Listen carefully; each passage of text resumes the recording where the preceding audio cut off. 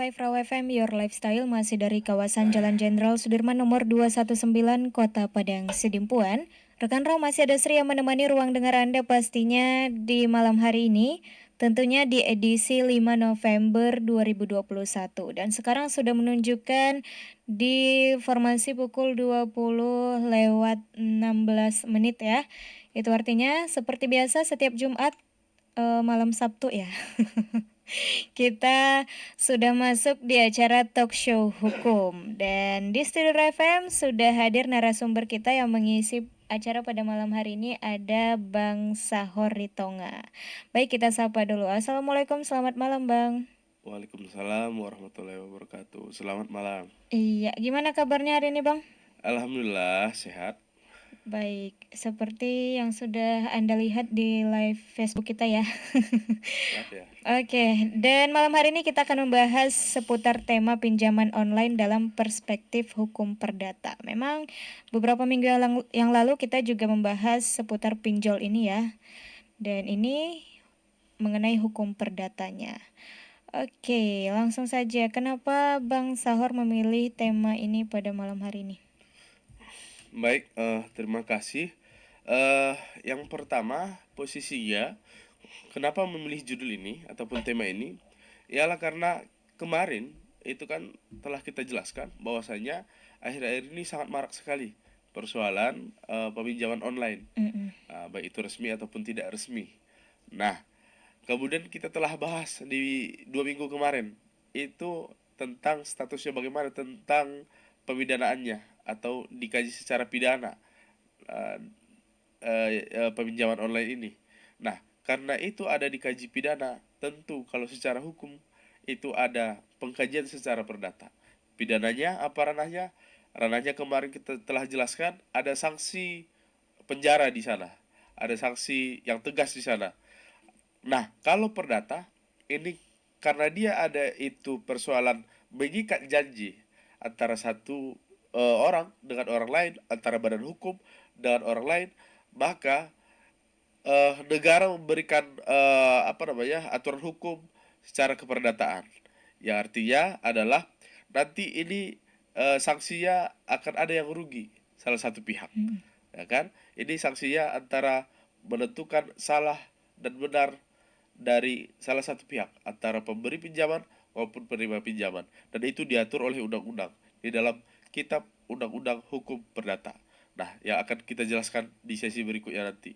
Nah, selain daripada itu, kenapa memilih ini juga secara perdata? Tentu eh, sahabat Raw FM dimanapun berada agar mengetahui bagaimana status dari kalau kita meminjam, bagaimana kita harus menelaah secara perdata. Kita harus melihat apanya dulu, kemudian kalau misalkan sudah sempat dipinjam, bagaimana status hukumnya dulu, dan segala macam. Apakah kalau dalam pidana, apakah saya terjerat pidana, masuk penjara kah gitu. Kalau ini secara perdata, apakah saya membayar ataupun seandainya tidak bayar, bagaimana aturannya, kemudian apa dasar-dasar pengetahuan saya untuk mengetahui ini misalkan ilegal atau tidak, kemudian mengetahui klausal-klausal batalnya perjanjian, ya kan? Tentu ada perjanjian dari awal hingga akhir. Bagaimana perjalanan pembayarannya tentu ada. Nah, setelah mengetahuinya, nanti kan ini menjadi analisa dari si penerima pinjaman. Itu dia, makanya ini sangat penting sekali untuk memahami tentang secara perdata bagaimana sih status dari pinjaman online ini nantinya, atau bagaimana sih kalau saya tidak bayar. Itu ini sangat penting sekali, gitu dia. Oke, baik. Tadi sebelum kita mulai ya, Bang, ada beberapa pertanyaan sudah masuk karena kita share tadi posternya. Oh iya. Jadi ini kita baca dulu ya. Mungkin dia lagi dengarkan kita nih Iya. atau sedang menonton di live Facebook. Ini katanya tentang pinjaman online ini sejak kapan mulai diberlakukan? Kenapa hingga menimbulkan banyak kontroversi? Oke. Eh, Kalau semenjak kapannya ini, tentu saja analisa sederhananya adalah ketika dunia maya ada, Hmm. ketika sosial media ada, nah banyak peluang-peluang bisnis yang bisa kita explore di media sosial, media katakanlah itu tadi dari Facebook kita ini tanya, Hmm. dari Facebook katakanlah demikian, Instagram, WhatsApp dan segala macam. Ketika ada itu, maka bermunculanlah ide-ide untuk melakukan perputaran bisnis. Nah, kalau mengenai semenjak ini ada, saya tidak tahu tahunnya kapan. Yang pastinya saya memahami prinsip dagang itu, kalau seandainya ada media sosial, apalagi zaman sekarang ini sangat banyak, sangat mudah sekali. Tidak perlu untuk kita untuk membuat kios, ya Iya. kan? Tidak perlu untuk kios di tengah pasar sana, kemudian di pinggir jalan, Iya. tidak perlu. Sekarang ini udah era digital. Jadi kita semuanya ini apa namanya ada apa namanya ada bisa menyampaikan melalui media ini juga, Facebook ini, karena kita bisa mengeksplor diri kita. Nah, begitu juga dengan bisnis ini. Jadi kalau misalkan di pinggir jalan, Hmm. setiap harinya itu katakanlah 10 orang, katakanlah 15 orang yang menanya kios kita. Iya. Tapi kalau di dunia maya banyak orang yang bisa menanyakan. Bahkan miliaran Coba ya, Bang. aja, katakanlah itu dijual beli apa gitu Iya. kan. Nah, kemudian kita posting sana, cep. Setelah kita posting, baik itu di komentar Mhm. maupun chat pribadi, di situ lebih banyak bertanya kan gitu. Nah, ibaratkan seperti itulah ini. Ditambah lagi apa? Prinsip dari pinjaman online ini sangat prinsipnya sederhana sekali, seperti yang saya terangkan 2 minggu yang lewat. Mhm. Adalah dengan mudahnya untuk meminjam. Iya. Mudahnya apa? Dia cukup pakai KTP Mhm. atau KK, kemudian berfoto dengan posting diri sendiri, tup, kemudian bisa diproses Iya. pinjamannya. Ini sangat menggiurkan bagi orang-orang yang memang dia katakanlah butuh biaya, Mhm. katakanlah butuh butuh apa namanya pinjaman, apalagi kondisi ekonomi saat ini. Itu dia. Nah, selanjutnya bagaimana tadi pertanyaannya? Hingga menimbulkan kontroversi katanya. Oh iya, baik. Karena ada bahasanya kontroversi di situ, tentu saja sama jawabannya seperti yang saya terangkan tadi. Kontroversinya adalah penarikan dari pinjaman online ini Mhm. seringkali itu membuat keresahan bagi si peminjam, karena tidak menilai dari hak-hak asasi manusia. Iya. Apa itu? Itu adalah contoh misalkan si peminjam dengan si yang meminjam ini. Si peminjam ini memberikan uang seperti yang saya terangkan kemarin-kemarin, itu memberikan uang katakanlah 10 juta, ya kan? Sementara di perjanjian itu katakanlah dia 15 juta, Mhm. atau sebaliknya 10 juta, kemudian yang dicairkan ternyata 6 juta, ya kan? Tentu nanti si peminjam ini, ya kan, si peminjam ini merasa, ih, ini tinggi kali bunganya, Iya. padahal tadi udah oke. Kemudian banyak itu aplikasi peminjaman Mhm. online, ya kan, diokekan saja, kemudian ada data-data yang terkirim karena kita mengokekan. Apalagi saat ini kan banyak orang yang apa namanya, kalau misalkan orang tua, banyak kemarin penjelasannya kan, Iya. orang tua yang tidak mengetahui bagaimana sih memegang IT ini, Android ini, kemudian di-download aplikasi itu karena datang ke WA, datang ke WA, Anda bisa meminjam secara cepat Mhm. dan tunai. Kemudian klik aplikasi ini. Nah, kita dituntun untuk itu. Nih, kebetulan orang tua butuh uang nih. Tuh, masuk dia ke sana. Diokekan, Iya. terdownload aplikasinya. Diokekan terus. Ternyata di kalimat di situ, apakah bahasa Inggris atau bahasa Indonesia, Mhm. akan tetapi yang pada intinya adalah dia itu menerangkan bahwasanya apabila masuk ke aplikasi itu, maka data-data seluruh Anda, maka data-data pribadi Anda akan disetujui untuk kami simpan kembali. Katakanlah demikian. Iya. Nah, ini diokekan terus. Ternyata setelah itu terjadi, ditransfer. Ini kita nggak baca dari awal, Mhm. nggak menelaah dari awal. Karena oke-oke terus, karena barangkali datang anaknya ini ya. Ya, kalau aplikasi apa kayak mana ya supaya bisa aktif, oke-oke kan saja gitu. Jadi di oke kan ternyata data-data pribadi dia tersimpan, baik itu kontak maupun apa namanya, Iya. foto-foto ataupun foto keluarga dan segala macam transfer ke si peminjam. Nah, tentu itu menjadi hal yang kontroversial. Hmm. Eh, yang satu sisi dia nggak setuju kalau seandainya datanya diambil. Iya. Nah, itu ada keterangannya yang saya jelaskan 2 minggu yang lewat. Nah, selanjutnya setelah ini apa namanya? Setelah ini oke, udah terjadilah ini transaksi. Ternyata peminjamannya tidak sesuai dengan kesepakatan Hmm. dan ini tidak bisa diulang lagi. Yang bisa adalah pembayaran harus berjalan Iya. terus. Bagaimana seperti itu perjanjian? Bagaimana seperti itu apa namanya? Peminjaman gitu kan? Nah, bunganya juga sangat besar. Eh, bisa di atas 20%, Hmm. ya kan? Nah, di inti dari cerita kontroversi itu adalah kalau misalkan peminjaman itu misalkan bank, dia itu datang ke rumah kita memberikan SP1, SP2, SP3, Hmm. katakanlah seperti itu. Ini tidak. Dia itu mengirimkan secara Facebook, secara media sosial, WhatsApp, IG, Instagram dan segala macam. Dia tagih melalui itu dan sering kali itu tidak tidak menghargai dari hak asasi manusia. Hmm. Bisa memajang fotonya, bisa segala macam lah, segala macam cara agar nanti yang pada intinya tujuannya untuk membuat malu Hmm. dan bisa dikembalikan biaya mereka itu. Iya. Itu makanya menjadi kontroversi. Ada lagi pertanyaan? Oke, ini ada beberapa pertanyaan ya. Ada 3 nih sepertinya. Seperti kasus pinjaman online termasuk ke dalam Undang-Undang ITE katanya, Heeh, yang sudah pernah beberapa minggu yang lalu dibahas. iya. Lantas apakah itu bisa kita pidanakan? Oh.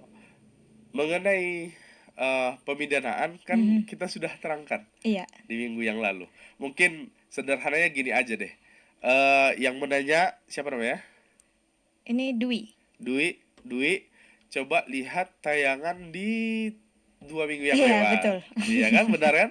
Di 2 minggu yang Heeh. lewat. Di sana telah dipaparkan. Ini apa nama apa ya? Nanti terangkan lagi ya. Oke. Di mana alamat apanya. Nanti kirimkan juga ke si Dwi ini. Iya, benar. Alamat YouTube kita. YouTube Kamu juga live ya. iya, betul.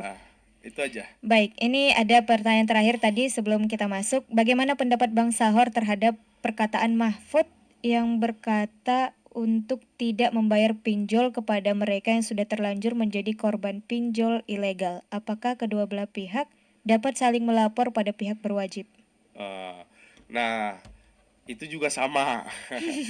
Coba lihat di tayangan 2 minggu yang Iya. lewat, apakah dia bisa dipidana. Nah, ini supaya lebih menarik Mhm. lagi, saya hubungkan dari kalimat apa namanya Bapak Mahfud Iya. MD yang mengatakan tidak usah bayar, Mhm. ya begitu ya, karena sudah meresahkan dan segala macam. Iya. Nanti saya di sesi kedua nanti, Oke. supaya lebih menarik, di sesi kedua nanti saya lebih terangkan bagaimana status hukum kalau seandainya tidak saling bayar ini secara perdata. Ini Iya. bukan di penjara lagi, Oke. akan tetapi apakah dijalankan atau tidak. Mhm. Nah, ini saya terangkan secara perdata. Bagaimana yang dikatakan perjanjian, bagaimana yang dikatakan batalnya perjanjian, Oke. bagaimana rumusnya subjek dan objek dalam perjanjian. Itu dia. Yang lain? Oke, sepertinya belum ada lagi ya Bang. Itu Kita dulu. masih tunggu ya untuk pendengar Setia Raw FM dan kayaknya kita break dulu sebentar ya Oke, Bang. Dan kita jawab jangan nanti. kemana-mana, tetap di 105 Raw FM, Your Lifestyle. 105 Raw FM, Your Lifestyle masih dari kawasan Jalan Jenderal Sudirman nomor 219 Kota Padang Sidimpuan. Dan rekan Raw, kita masih kembali lagi di talk show hukum, tentunya di tema yang sangat menarik seputar hukum perdata pinjaman online ya. Nah, tadi ada beberapa pertanyaan sudah kita bacakan seputar menyangkut perkataan dari Mahfud MD tadi. Nah, boleh kepada Bang Sahor, kita persilakan kembali. Baik, sebelum menjawab pertanyaan itu Mhm. supaya lebih seru lagi. Mhm. Saya sedikit menerangkan mengenai dasar hukum Oke. keperdataan tentang perjanjian. Nah, di dalam kitab Undang-Undang Hukum Perdata, di sana dijelaskan ada beberapa dasar hukum yang saya ambil di sini. Yang pertama pasal 1338, pasal 1338. Itu tentang persetujuan sebagai undang-undang. Ini ceritanya adalah misal ada ini kita, Mhm. saya sebagai pemberi pinjaman, katakanlah siapa namanya? Sri, Sri sebagai peminjam. penerima pinjaman. Kemudian kita membuat kesepakatan perjanjian di Mhm. sini. Kita membuat kesepakatan perjanjian. Nah, selanjutnya baik itu tertulis secara di bawah tangan ini ceritanya adalah ini ibaratkan kertas nih. Ah, kita buat perjanjian di sini. Apakah sah ini secara eh, undang-undang dikaji secara perdata? Sah. Kemudian diaktekan dia katakanlah di notaris, Mhm. pejabat dia. Sah. Dia dibuatlah dia misalkan di depan pengacara, depan apa namanya? Di depan para saksi, kemudian eh, di law office katakanlah seperti itu atau kantor hukum. Mhm. Sah dia. Di mana dasar hukumnya? Dasar hukumnya adalah sebab di dalam pasal 1338 KUH Perdata ini diterapkan dia yaitu semua persetujuan yang dibuat sesuai dengan undang-undang berlaku sebagai undang-undang bagi mereka yang membuatnya. Persetujuan itu tidak dapat ditarik kembali selain dengan kesepakatan kedua belah pihak untuk ditarik kembali karena alasan-alasan ditentukan oleh undang-undang, karena alasan-alasan yang ditentukan oleh undang-undang. Persetujuan harus dilaksanakan dengan etikat baik. Artinya apa sederhananya? Kalau misalkan saya dan Sri tadi melakukan kesepakatan perjanjian, nah kita udah sepakat, Mhm. saksi sudah ada, dan ini dinilai adalah untuk beretikat baik, dan itu sah ditandatangani. Ini sering misalkan dia itu apa namanya surat pembagian waris antar keluarga. Ini sangat sering kita dapati perjanjian waris antar keluarga. Mhm. Si abang nih ada 4 orang, misalkan si abangnya ini bagiannya sawah yang sana, ini bagiannya si ruko yang sana, ini Mhm. bagiannya adalah rumah kontrakan yang sana, dan itu dibuat dalam suatu surat. Bolehkah itu? Itu sah, boleh, dan ada saksinya. Dibuat orang tua, eh, dibuat Hato Bangun, Mhm. ya itu boleh, dan itu diatur di pasal ini gitu. Nah, di situ kita lihat masih sepakat, ternilai tidak ada itikat buruk, Mhm. ya kan? Nah, dasar hukum perdatanya lagi di sini ada dia pasal 1754, 1754. Ini tentang peminjaman. Nah, ini kita hubungkan dengan peminjaman tadi. Ini sah apabila terjadi kesepakatan. Saya ini meminjam dengan tujuan itikat baik. Saya pinjamkan pada Sri uang. Tuh. Kemudian dengan target adalah untuk dikembalikan. Itu boleh. Nah, selanjutnya bagaimana landasan menentukan itu bisa dicabut atau tidak? Mhm. Ini dia. Kita terangkan mengenai subjek dan objek. Di situ diterangkan dalam pasal 1320 menjadi dasar sebuah perjanjian. Itu tadi perjanjian yang saya sebutkan tadi itu harus dinilai dulu, diuji dulu dari pasal 1320. Ya, itu ada tadi 1338, 1754. Itu diuji, dia harus ada kesepakatan antara kedua belah pihak, ya kan? Kesepakatan mereka yang mengikat dirinya. Ada surat tertulis. Di dalam perdata tidak lisan. Kalau kalau pidana itu lisan boleh. Tapi kalau perdata dasarnya harus tertulis semua ya. Harus tertulis. Inilah alat bukti dalam perdata. Harus tertulis dia. Nah, apakah pinjaman online itu tertulis? Ya, dia dikirimkan secara kesepakatan di WA ataupun di yang datang ke Formnya. aplikasi itu, Mhm. ya kan? Nah, ada secara tertulis. Kemudian ada kecakapan untuk membuat suatu perikatan. Nah, di sini kecakapannya ini adalah udah dewasa tidak, berhak tidak melakukan peminjaman. Di situ dia harus dinilai dulu, atau dalam perjanjian yang tadi ada kecakapan dia di sana, dia waras atau tidak. Iya. Nah, itu harus dinilai sehat atau tidak, dia kan entah stroke ya atau kurang sehat Mhm. gitu dia kan. Nah, selain itu dilihat suatu pokok persoalan tertentu, dan satu lagi suatu sebab yang di tidak terlarang. Ini sebabnya tidak terlarang ini, misalkan kita ini membuat perjanjian tapi dilanggar undang-undang ini. Perjanjiannya apa?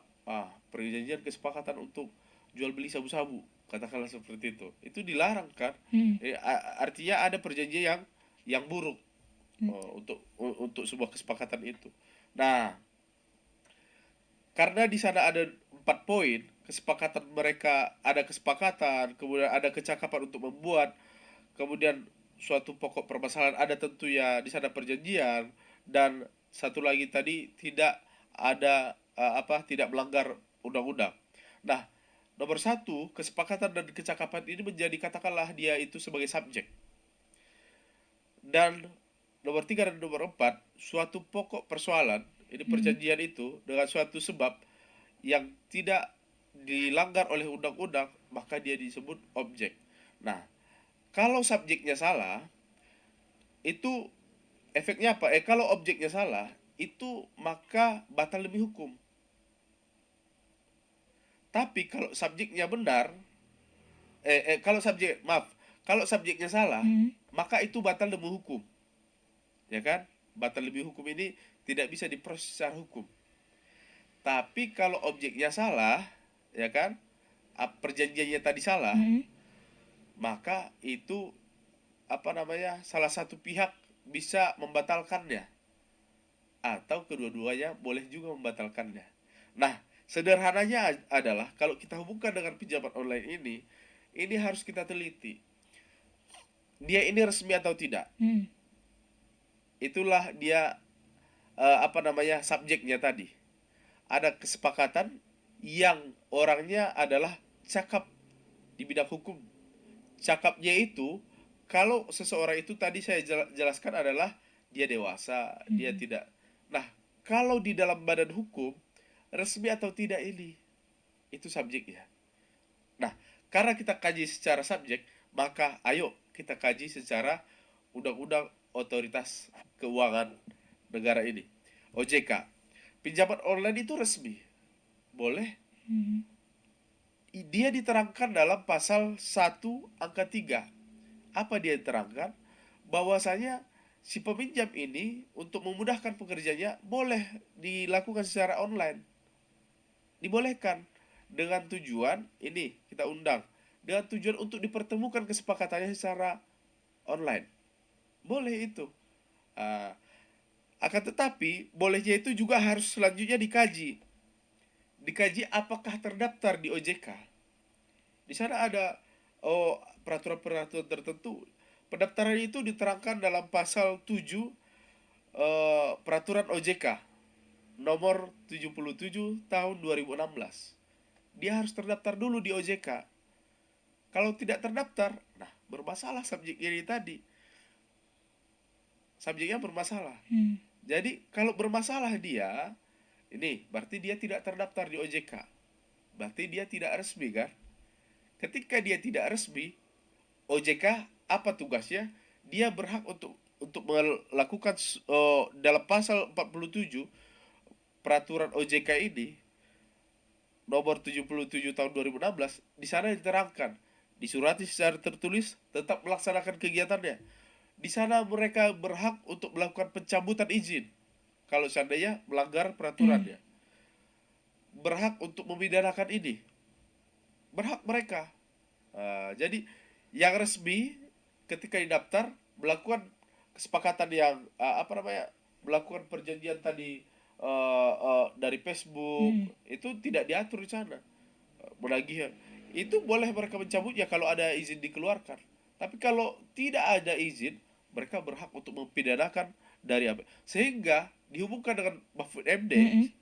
Saya terangkan kembali, karena itulah tidak ada legalitas dari pinjaman online ini, makanya pemerintah bergerak, tidak ada dasar mereka untuk OJK, Mm. kemudian nggak usah bayar katanya, dan itu sah karena perjanjian ini tadi, subjek dan objeknya ini sudah beralasan. Iya. Subjeknya salah karena tidak terdaftar di OJK, Mm. kemudian objeknya perjanjian.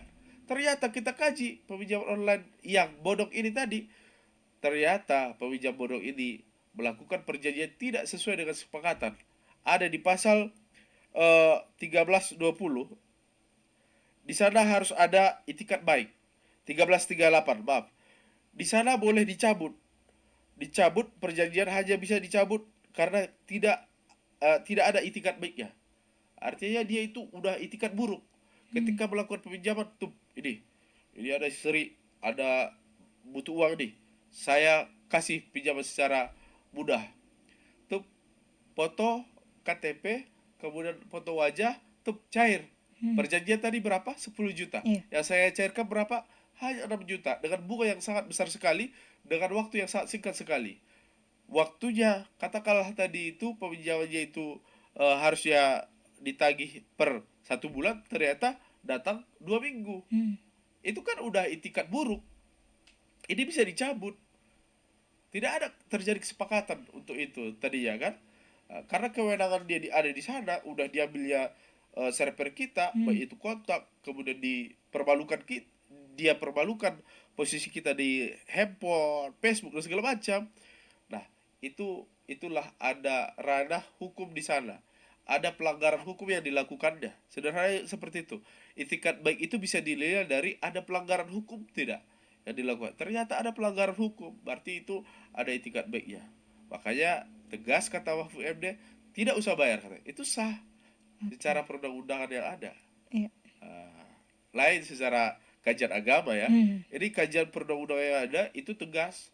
Kalau seandainya tidak didaftar di OJK seperti yang dalam pasal 7 Undang-Undang OJK ini, peraturan OJK ini, dalam nomor 77 tahun 2016 itu jelas pinjaman online harus terdaftar di OJK. Kalau tidak terdaftar, nah itu dia tadi, menteri aja sudah ngomong. Mm. Nah, kita tinggal jalankan gitu dong. Nah, apalagi ada keresahan. Kemarin ada penjelasan, ada tindak pidana di dalamnya. Ini secara perdata, sah gak itu secara perdata? Sah kalau subjeknya salah, kalau objeknya juga bermasalah. Gitu dia. Oke. Oke, baik, sudah terjawab ya untuk Nike di Losung Batu. Nah, kalau misalnya kita mengajukan pinjaman pada platform pinjaman online nih Bang, kan Eh, calon konsumen biasanya akan diminta emergensi kontak. iya. Nah, apakah pihak platform pinjaman online mengonfirmasi kesediaan orang yang bersangkutan untuk menjadi emergensi kontak? Terus, adakah peraturan hukum yang membahas masalah tersebut? Iya. Eh, jawabannya setelah saya terangkan tadi Mhm. tetap sama posisinya. Kalau ada kontak emergency, sebelum kita melakukan terlebih dahulu ingin melakukan peminjaman online, Iya. kita harus jelas dulu ini aplikasi ataupun peminjaman online yang resmi atau tidak. Analisa dulu, kembali ke dasar yang kemarin. Analisa dulu ini resmi atau tidak. Mhm. Lihat di web-web di OJK misalkan ada pinjaman online, dia resmi atau tidak gitu. Nah, di sana kalau katakanlah itu resmi, ya Hmm. kan? Resmi. Ya, lihat dasar-dasarnya juga. Kalau dia posisinya aplikasi, lihat setiap tindakan yang kamu pilih itu analisa, baca pelan-pelan dia aturannya. Apakah emergency ini tujuannya apa? Ya kan? Mhm. Itu harus jelas-jelas. Jadi kita analisa, kita teliti dia jauh-jauh hari sebelum melakukan tindakan itu. Ataupun udah masuk ke aplikasi itu, pelajari dia, rentut dia, teliti dia. Jadi kalau emergency itu sah-sah saja. Akan tetapi posisinya yang kita sayangkan di sini adalah katakanlah emergency, kemudian penagihannya tidak ada melandasi hak asasi manusia, dibuat di Facebook, dipermalukan dan segala macam, dibuat kalimat-kalimat yang tidak baik kepada saudara-saudara kita. Padahal itu saudara-saudara kita nggak ada hubungannya dengan hutang itu, kan gitu. Makanya kalau emergency sah-sah saja, akan tetapi landasannya tadi jangan sampai misalkan ada peminjaman online yang hari ini dilakukan karena ketidaktahuannya dengan aplikasi itu, dengan dasar dia meminjam ini karena ekonomi sempit, kemudian karena ketidaktahuannya, terakhir ada masalah hukum baru, ya kan? Apa masalah hukumnya? Dia utangnya ini udah banyak, dia stres. Kita hanya melihat orang yang stres dan gila gara-gara peminjaman ini. Belum lagi kondisi ekonominya dan anak-anaknya yang mungkin bisa jadi terlantar. Jadi tanggung jawab negara juga di sini. Nah, itu dia. Ketika melakukan peminjaman ini, itikat baiknya ada, ataupun tidak ada tujuannya untuk buruk. Kalau misalkan perjanjiannya bisa ditelaah, perjanjian 10 juta yang dicarikan hanya 11 juta sekian dengan dasar administrasi sekian, atau 8 juta sekian dengan dasar administrasi sekian, dengan bunga yang tidak melanggar OJK, peraturan dan undang-undang keuangan dan segala macam gitu. Itu harus kita analisa lebih jauh. Kalau persoalan itu sah-sah aja, karena untuk mendaftar untuk mendaftar nomor kita juga, atau mendaftar Facebook juga, kalau misalkan itu terblokir, kita harus ada Kontak cadangan emergency, kan. Itu sah-sah aja, itu teknik dari teknologi hari ini. Akan tetapi itu dia, kalau landasan hukumnya saat ini secara perdata, dia harus analisa dulu bentuknya. Kalau dia misalkan tidak terdaftar, lihat, baca apakah peminjaman online ini ada didaftar di OJK. Lihat di pasal 7 peraturan OJK ini. Ya, bisa kita analisa dari sana. Ya. Oke, baik. Dan sepertinya kita harus break dulu sebentar. Nanti kita akan kembali lagi tentunya di sesi kesimpulan. Mungkin ada rekan Raw yang masih ingin bertanya. Kita ambil satu pertanyaan lagi. Jadi jangan kemana-mana, tetap di 105 Raw FM, Your Lifestyle. 105 Raw FM, Your Lifestyle masih dari kawasan Jalan Jenderal Sudirman nomor 219, Kota Padang, Sidimpuan. Dan rekan Raw masih di 105 ya bersama Bang Sahor. Dan ini tadi kita sudah sebutkan sebelum break, kita ambil satu pertanyaan lagi ya. Nah, ini ada pertanyaan. Katanya, bagaimana kita mengetahui pinjaman online itu resmi atau tidak? Karena bahkan penyebaran pinjaman online secara aplikasi, mereka memberi label telah terdaftar di OJK. Tapi tahu-taunya pinjaman online tersebut tidak benar terdaftar di OJK. Baik, itu dari siapa namanya? Ini dari Mahmud. Mahmud. Oke, Mahmud. Nah, sangat bagus sekali pertanyaannya, dan faktual sekali. Artinya mungkin ada beberapa masyarakat yang mendapatkan cerita seperti ini. Nah, di dalam peraturan OJK juga, itu yang pertama, dia yang saya terangkan tadi, kita harus itu kan datang tawaran kepada WhatsApp kita, Facebook kita, atau aplikasi apa saja kah yang memang yang datang melalui mobile phone kita. Kemudian katakanlah ada namanya A, pinjol resmi katanya. Selanjutnya, itu tadi yang saya terangkan, itu cek dulu di web OJK, tapi web resmi ya. Nah, kalau dia itu web resmi, kemudian dicek di sana, ada opsi di sana. Ada barangkali dalam web itu pelayanan masyarakat, DUMAS, pengaduan masyarakat. Di sana dipertanyakan lagi, katakanlah dia dari nomor handphone sekian, laporkan saja ke sana, dicek dulu. Kalau oke katanya, ya udah laksanakan. Sederhananya seperti itu kalau mau ingin teliti. Jangan langsung udah terdaftar, kemudian langsung kita oke kan aja lah gitu kan. Udah terdaftar juga kita dari nomor ini bersama Mbak siapa, masukkan ke sana, adukan dulu apa pengaduan masyarakat ya. Kalau oke kata mereka resmi, ya udah lanjutkan saja gitu. Nah, pun demikian, itu terang juga telah diatur dalam eh, peraturan OJK. Itu dalam pasal 29 Undang-Undang nomor 21 tahun 2011 tentang Otoritas Jasa Keuangan. Saya terangkan di sini, Mahmud. OJK melakukan pelayanan pengaduan konsumen yang meliputi satu, menyiapkan perangkat perangkat yang memadai untuk pelayanan pengaduan konsumen yang dirugikan oleh pelaku di lembaga jasa keuangan. Perangkat ini misalkan itu apa namanya, ada handphone Android lah, sederhananya seperti itu. Bisa kita melakukan screenshot lah, atau apa namanya, copy paste kalimat dan segala macam. Kemudian B, membuat mekanisme pengaduan konsumen yang dirugikan yang dirugikan oleh pelaku di lembaga jasa keuangan. Di sini kita buat apa ya, mekanismenya. Dan itu juga dilakukan di web apa itu, web OJK itu untuk mereka sendiri. Dan ini tugas dari apa namanya, fasilitasi OJK. Karena ada banyak yang pengaduan ini, maka ada di sana dikatakan memfasilitasi pelayanan pengaduan konsumen yang dirugikan oleh pelaku di lembaga jasa keuangan sesuai dengan peraturan perundang-undangan di sektor jasa keuangan.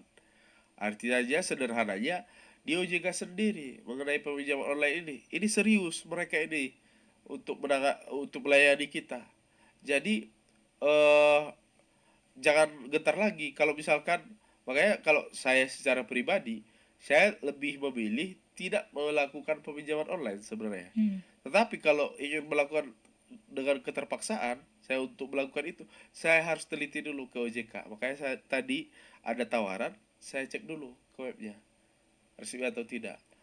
Bahkan kalau bisa itu dimintai dulu, ini aplikasi ini, kemudian ada mbak ini yang menawarkan peminjaman, saya mohon konfirmasi ini resmi atau tidak.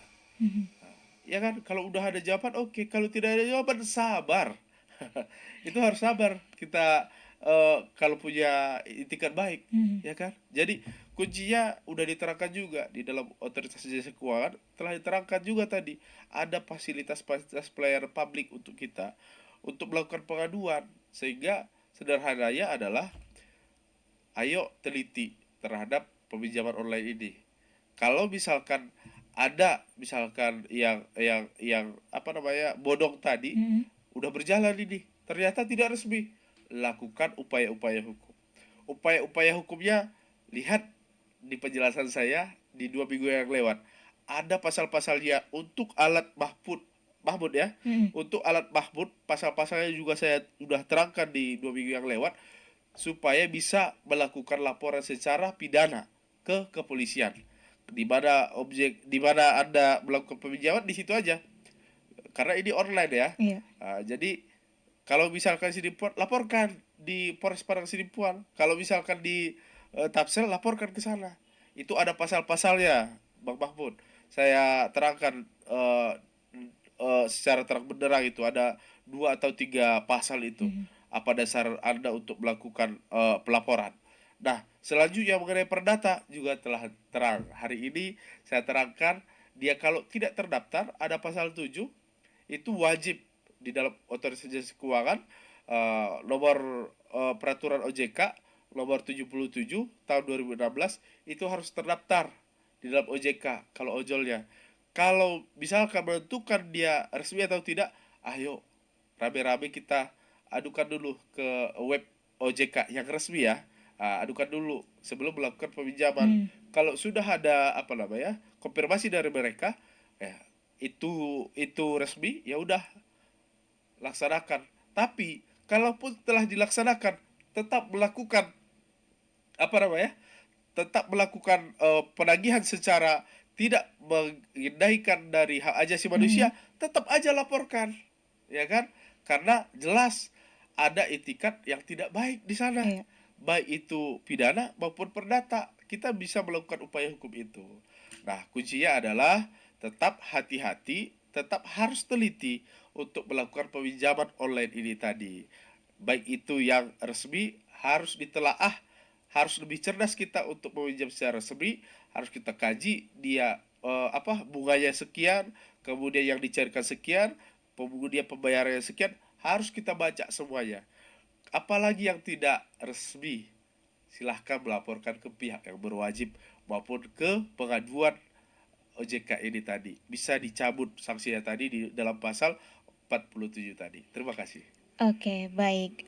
Sekian untuk malam hari ini dan rekan Rau, pastikan untuk melihat channel YouTube kita di Rau 105 FM. Oke. Dan jangan kemana-mana, tetap di 105 Rau FM. Terima kasih Bang Sahor dan selamat malam.